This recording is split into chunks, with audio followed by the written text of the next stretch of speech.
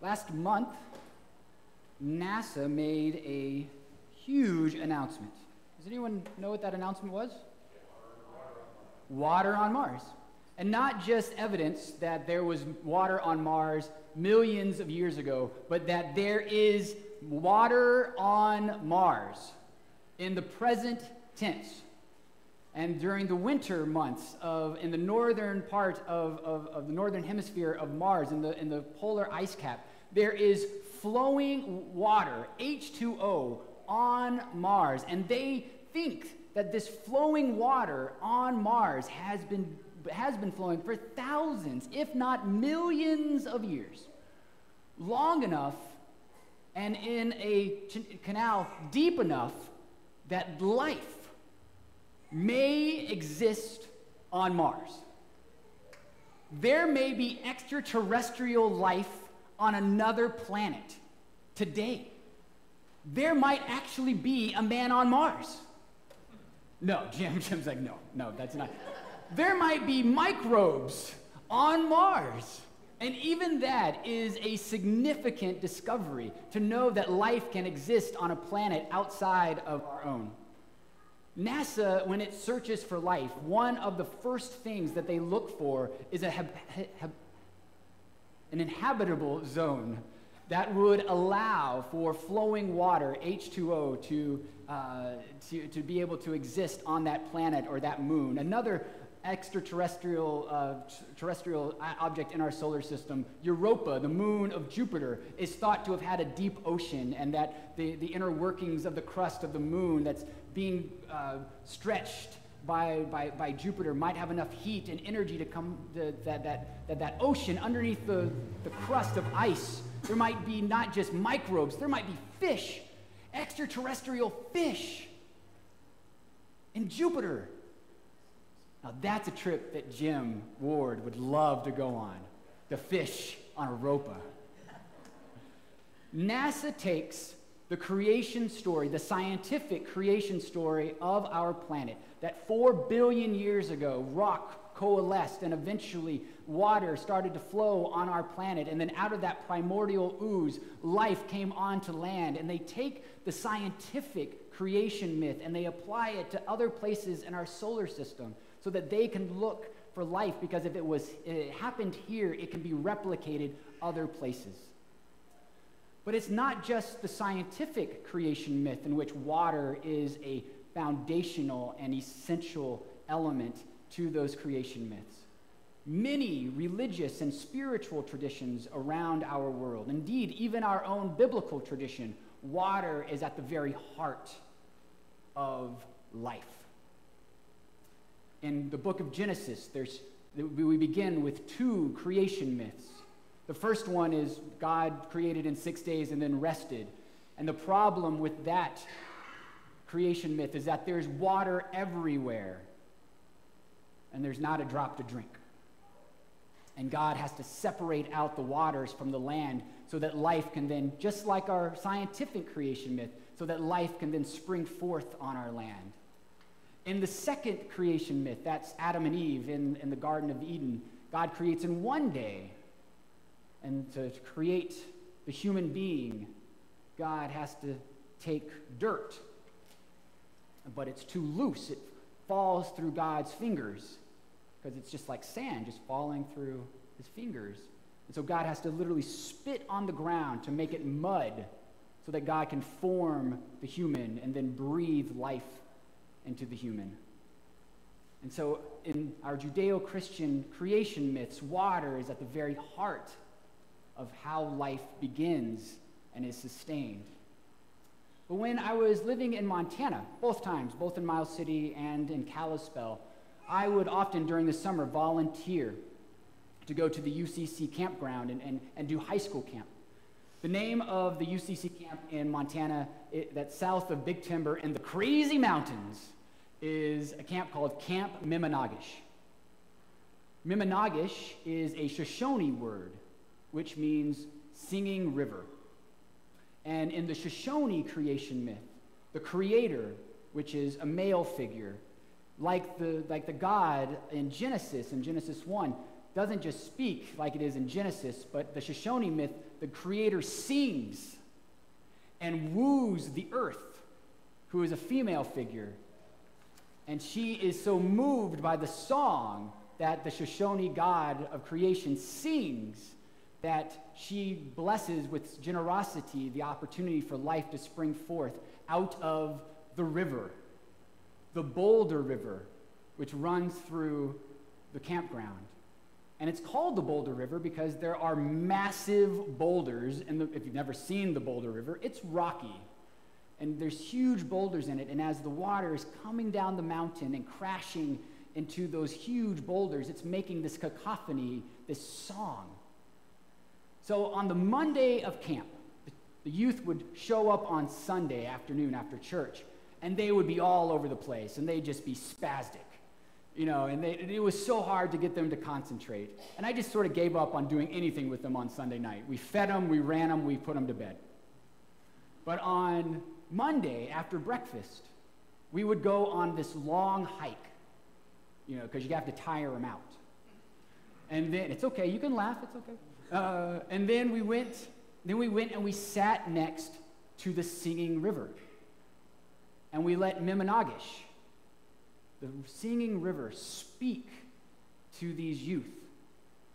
And it was this primal experience of the song of the river pulsating through the spirit of these youth. And immediately they would calm down and center themselves. They would connect with the land and with each other and with God. And as we walked back to the mess hall for lunch that day, they would do so almost in this sacred silence with this awe-inspired spirit that the singing river that is Mimanagish, which sings the song of the Creator, had just washed over them, giving them a new sense of life that they didn't have before. Maybe it's because water teaches us. Maybe it's because water cleanses us. Maybe it's because water connects us to every other thing on this planet and maybe even on Mars. Because all of us have this very unique and special relationship with water. It is the resource of life. And no one is immune to that resource. And there is something primal about it. Maybe it's because we all kind of walked out of the river onto land, and we were formed by the water.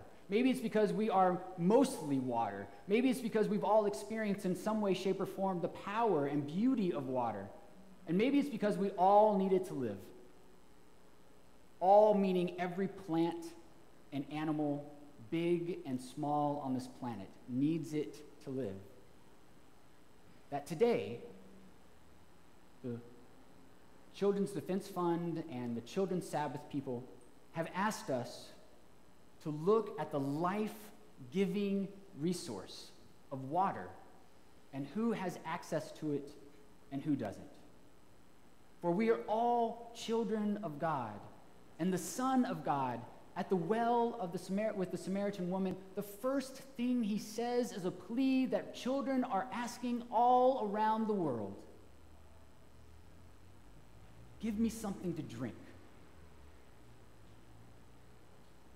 Water, safe, drinkable access to water is a fundamental, universal human right, which should not be dictated solely on where we happen to roll the cosmic dice and happen to be born within one country or another country's borders. It is a universal human right for all children of God. And there is a direct link between water access and poverty. 1.1 billion people, that's 1 in every 6 people on this planet, live without access to safe, drinkable water. There's about 65 to 70 people in here. Quickly math, 1 in 6 is every 9 or 10 people wouldn't have access to water. 2.6 billion people, that's 1 in every 3 people in the world, don't have access to adequate sanitation because flowing water is necessary to remove the waste of humans and animals and industry. And so pollution is one of the major reasons why people do not have access to drinkable water. The World Bank, and I don't know if you know this about the World Bank, but the World Bank isn't some liberal, progressive think tank. It's a pretty conservative organization which doesn't make outlandish statements. And the World Bank estimates that in 2035, 20 years from now, 3 billion people, that's 1 in every 2 people, who will currently live in severe water scarcity areas, particularly Africa, the Middle East, and South Asia. They will not have access to safe water, period. Not even when I was talking about with the children, walking 5 kilometers to get water, no access to water. And that's a staggering prognosis for us to consider. It's very staggering when we think about what this year represents. Because in the year 2000, the United Nations passed a resolution saying that by the year 2015, poverty linked to access to clean water ought to be eradicated. It's November 2015. I don't think we're going to make it. In Latin America, our neighbors to the south, 15% of the entire population, that's 75 million people, that's 3 LAs, live without access to clean, drinkable water. And water is the number 1 link to poverty. It's not education, it's not gender, it's not religion, it's not race, it's not ethnicity, it is water. You are thousands of times more likely to live in poverty if you do not have access to water than if you do. And why is this? Time. You have to go find it. Then you have to boil it. And then you have to do that every other day. 2 is sanitation. Again, without flowing water, you can't get rid of the waste.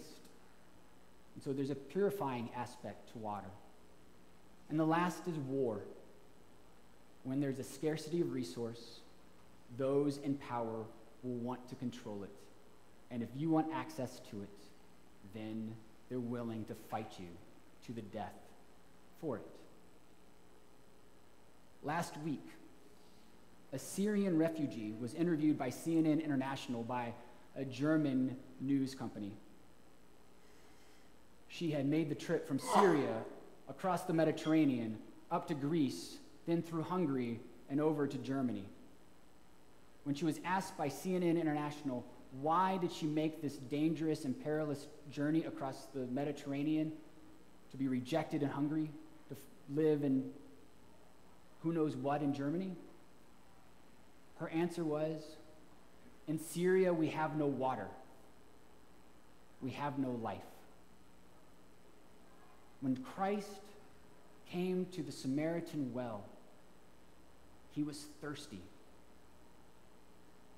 His question to her was, give me something to drink. And children around the world are pleading with us to do the same. So what can we do here in Kensington? You can donate. You can donate to UNICEF or World Vision or Bread for the World or the One Foundation. I'm proud of the fact that $500, which doesn't seem like a lot, it's less than 1% of our annual budget, goes to Church World Service, which is the mission arm of the World Council of Churches, to partner with other Pentecostal, Anglican, and Protestant denominations, to pool our resources together to build and dig clean, drinkable wells for children in areas of the world who don't have access. That's one thing we can do. Doing services like this, where we actually talk about a very important issue, is important. It was important to Christ.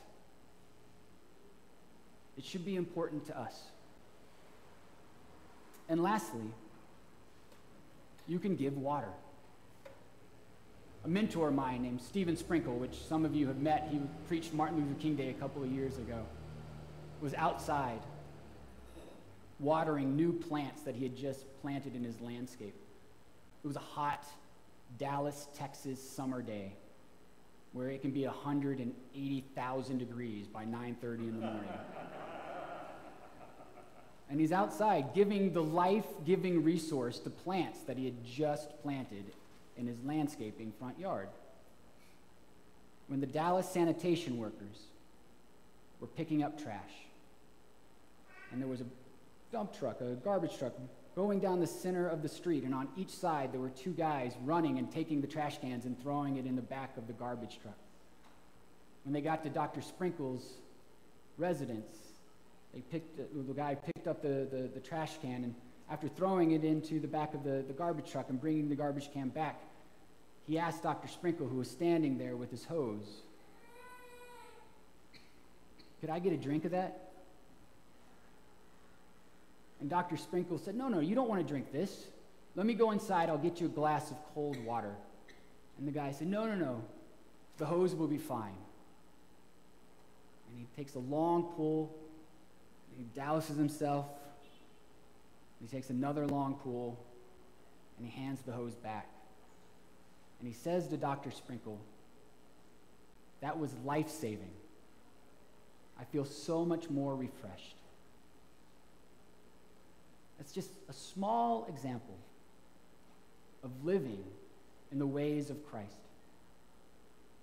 If you knew who was asking you for a drink of water, you would say to them, "I will give you living water." And this is what we need to know and what we need to remember. All water is living water. Let us pledge to do all we can to make sure that all the children of the world, not just the ones born within certain borders, have access to that life-giving, eternal water of God. Amen and amen.